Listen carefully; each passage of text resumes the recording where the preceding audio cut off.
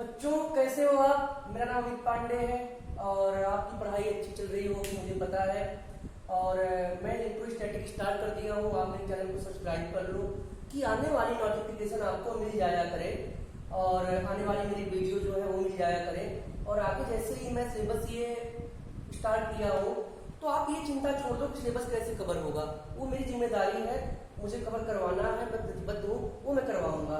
अभी मैं जितना पढ़ाऊँ उतना आप नोट बनाओ और पढ़ते चलो बस मेरे साथ। तो आज का हमारा टॉपिक है बच्चों, वो है electric flux. Electric flux, electric flux, electric flux. इसके बाद है हमारा गॉस थ्योरम। तो इलेक्ट्रिक फ्लक्स और गॉस थ्योरम पढ़ने से पहले आपको कुछ चीजें मालूम होनी चाहिए, जैसे हमारा solid angle, unit vector. Unit vector की जिक्र मैं बार बार कर रहा हूं और यूनिट वेक्टर मैंने आपको पढ़ाया भी है कई बार, तो यूनिट वेक्टर मैं भी आपको बताता हूं। इसके बाद हमारा आएगा गॉस थ्योरम, तो गॉस थ्योरम मैं आपको बता दूंगा। और प्लेन एंगल आपको पता ही होगा, प्लेन एंगल वो आपको पता ही होगा। ये चीज इससे रिलेटेड है, सारी चीजें मैं आपको बताऊंगा कैसे रिलेटेड है, वो चीज आपको समझ में आनी चाहिए। और जितना मैं बता रहा हूं बस इतना आप पढ़ते जाओ तो मैं गारंटी देता हूं कि आप कहीं भी बोर्ड में किसी से भी नंबर कम नहीं पाओगे, ये मेरा वादा है। अगर हम बात करते हैं यूनिट वेक्टर की, अगर मैंने यहां पर एक ऑब्जेक्ट ले लिया, एक ऑब्जेक्ट ले लिया मैंने यहां पर, अगर यहां पर एक पॉइंट है और यूनिट वेक्टर की बात मेरे कैट से नोट करते हैं, अगर ये है यहाँ वेक्टर ए है तो जन कैट की वैल्यू क्या होगी? Vector A upon magnitude of A, this is the unit vector. इसकी वैल्यू ये होगी। अगर ऑब्जेक्ट कुछ भी हो, कुछ भी हो, मैं चेंज कर दूं, उसके एक क्रॉस उस मैग्नीट्यूड पे डायरेक्शन दिया हो, यूनिट वेक्टर की वैल्यू यही होती है वेक्टर ए अपॉन मॉड ए। ठीक है, अब हम बात करते हैं सॉलिड एंगल की। सॉलिड एंगल आप कैसे बताओगे कि सॉलिड एंगल क्या होता है? तो बच्चों सॉलिड एंगल के पहले प्लेन एंगल मैंने बताया था जो डी थीटा होता था, और सॉलिड एंगल क्या बोलते हैं? ओमेगा। तो अगर हम इसकी बात कर लेते हैं, आपको दिख रहा होगा, अगर एक हम कोण लें, कोण ही तो सॉलिड है, अगर एक कोण लें, ये एंगल हमने डी ओमेगा लिया, ये डिस्टेंस आर है, तो कोण बराबर क्या होता था? 4/त्रिज्या। तो डी ओमेगा इक्वल टू क्या है? अगर ए एरिया इसके सरफेस पे ए है, यहां मैंने एरिया डी ए रख दिया, तो ये डी ओमेगा की वैल्यू क्या होगी? D A upon are square, D A upon are square. इसको नोट डाउन करो आप, मैं जो बना रहा हूं इसको नोट डाउन करो आप, और मैं फिर आपको बताता हूं कि कैसे कैसे हम निकालते हैं।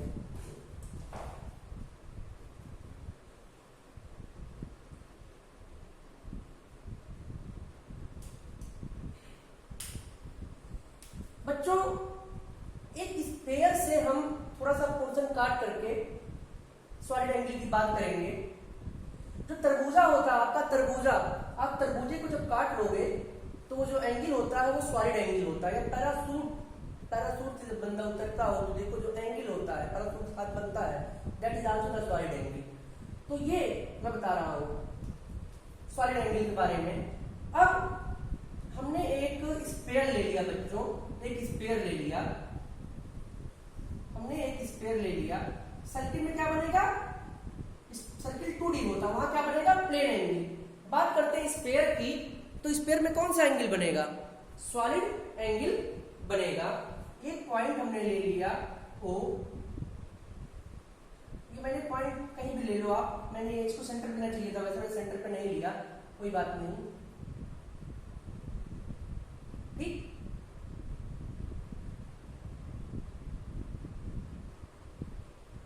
ओमेगा, एरिया थोड़ी सी मैंने काट लिया, डी ए, रेडियस आर। ये थोड़ा सा बड़ा होना चाहिए था, मैं आपको बड़ा कर देता हूं, इससे आप कंफ्यूज ना हो, कंफ्यूज आप ना हो।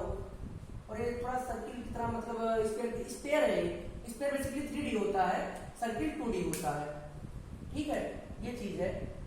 अब अगर हम बात करते हैं, ठीक है, तो यहां वैल्यू क्या होगी, ये वैल्यू मैंने आपको बता दिया है। अब यहां वैल्यू क्या होगी इस एंगल की, तो दिमाग लगाओ आप, बाकी मैं आपको बताने के लिए होगी। जो वैल्यू यहां होगी वो यहां होगी, कहीं भी काट लो, कुछ भी काट लो, सॉलिड एंगल ही होगा। तो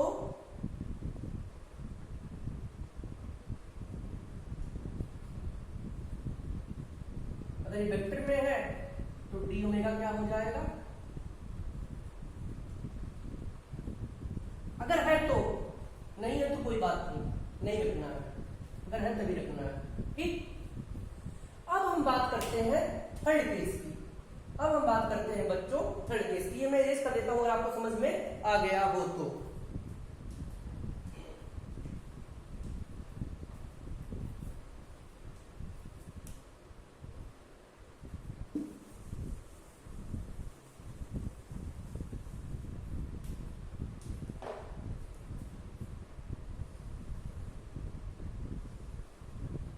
एरिया हो गया,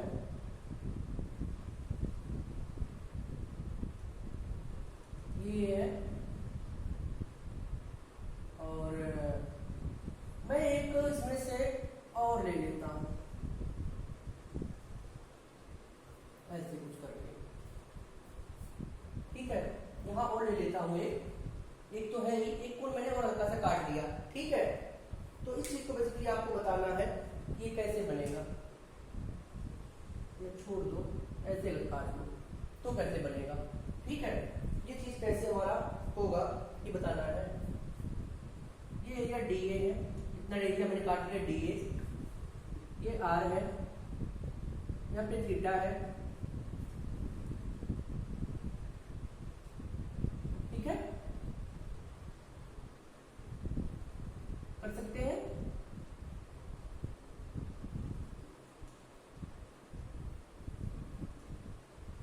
डी ए cos थीटा होगा कि नहीं होगा, बिल्कुल होगा।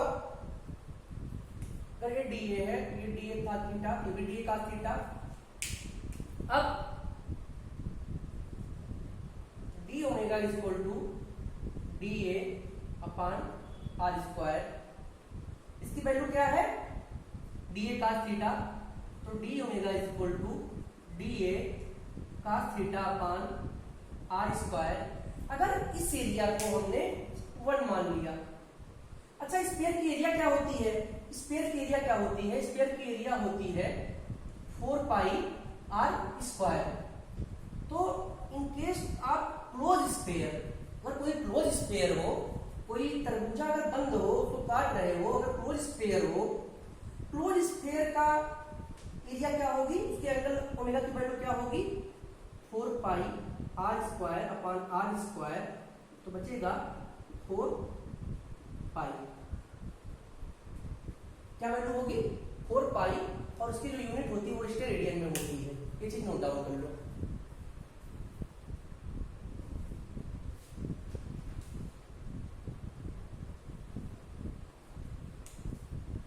तो angle between vector D A and R square is noting the angle d omega, angle between dA and component and in the r, this is the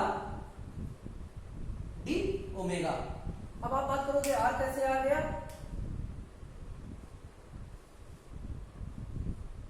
ठीक है, हल्का सा एरिया काटे थे, dA हुआ था, यहां से कंपोनेंट निकाला मैंने, थीटा है ये भी, तो ये थीटा था, इस कंपोनेंट को रिजॉल्व कर लिया, cos थीटा में आ गया हमारा। अब हमें sin थीटा की रिक्वायरमेंट ही नहीं है, तो हमारा ये एरिया डी ओमेगा 4 पाई आया। क्लोज लूप के अंदर जो एरिया होती है वो 4 पाई ही होती है, स्फीयर में, क्लोज स्फीयर में जो एरिया होती है वो 4 पाई ही होती है, ठीक है, सरफेस की जो एरिया होती है 4 पाई आर स्क्वायर होती है।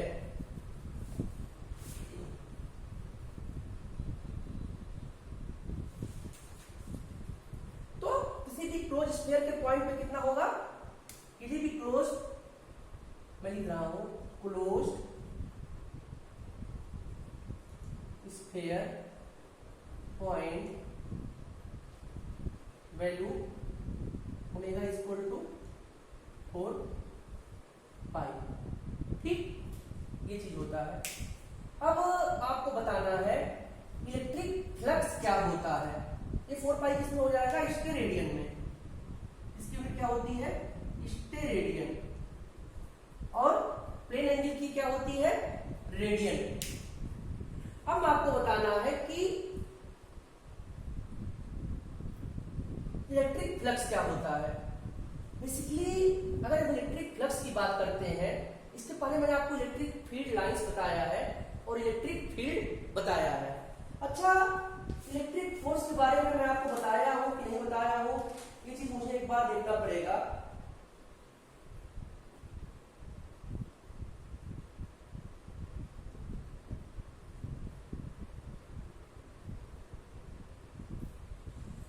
ये जो इलेक्ट्रिक फ्लक्स होता है कुछ नहीं होता है, ये बताता है कोई भी आप एरिया ले लो, सपोज करो, ये बताता है किसी भी इलेक्ट्रिक फील्ड के एक एरिया में से कितने number of lines electric force के जा रहे हैं, वो होता है इलेक्ट्रिक फ्लक्स।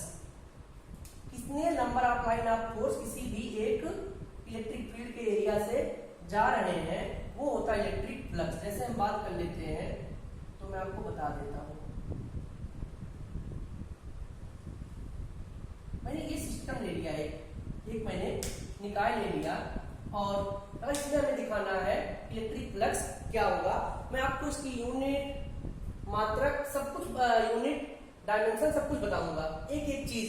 थोड़ा मैंने अपने अंदर इंप्रूवमेंट भी किया, मैं आपको तेज पढ़ा रहा था पहले, पढ़ाने को मैं टॉपिक अभी पूरी इलेक्ट्रोस्टैटिक कवर कर दूंगा, कोई दिक्कत नहीं, लेकिन फिर आपको समझ में नहीं आएगा, तो मैं थोड़ा स्लो मोशन कर लिया कि आपको ये चीजें समझ में आनी चाहिए, नहीं तो फिर मेरा पढ़ाना जो है वो बेकार हो जाएगा। ठीक है, अगर सपोज करो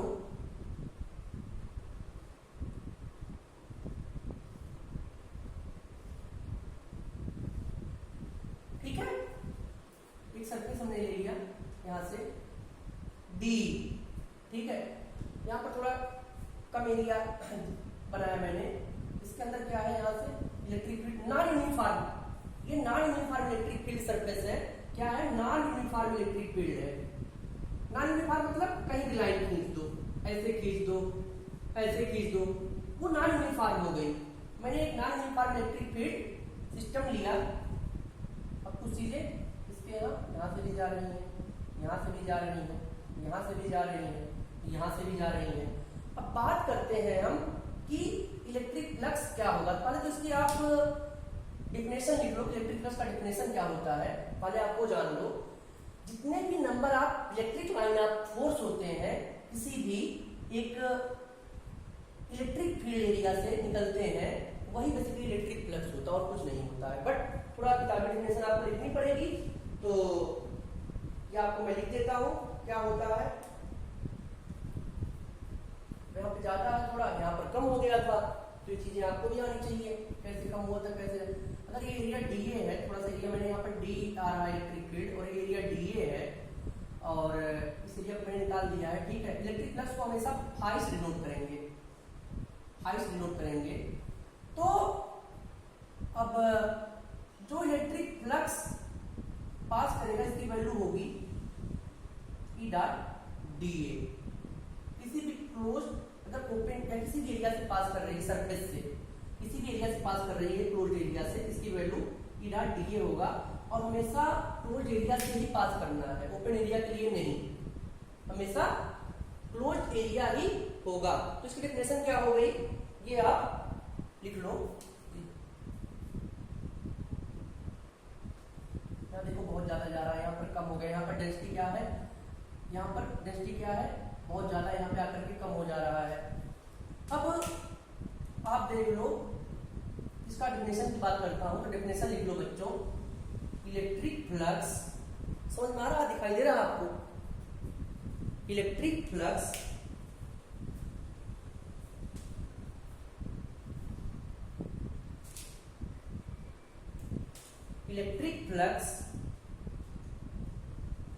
is measured through number of forces, बहुत सारे नंबर ऑफ फोर्स हो रहे हैं, in number of forces, it is measure through number of forces, ठीक है, कहां से? बाई क्लोज, इतना नोट करो, by close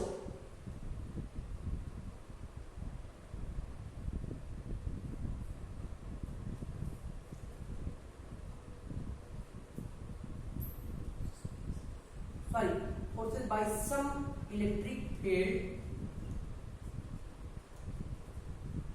held on surface, मतलब सरफेस इंटीग्रल हो गया।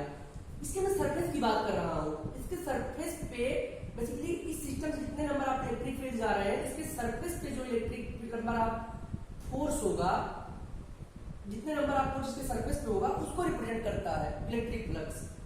इसीलिए जब हम सरफेस की बात करते हैं, जब भी हम सरफेस की बात करते हैं तो इस चीज को लिखते हैं, इस सरफेस वॉल्यूम को बताता है। जब भी हम सरफेस का नाम सिंपल बोलते हैं, इस इंटीग्रल का यूज करते हैं। सरफेस को यूज करेंगे तो इस इंटीग्रल का यूज करेंगे। तो इसकी वैल्यू क्या हो गई? अगर हम सरफेस की बात करें तो क्या हो जाएगी? E D A. अगर यहां पर बात करेंगे हम, अगर यहां पर बात करेंगे तो वो मैं आपको बता रहा हूं अच्छे से।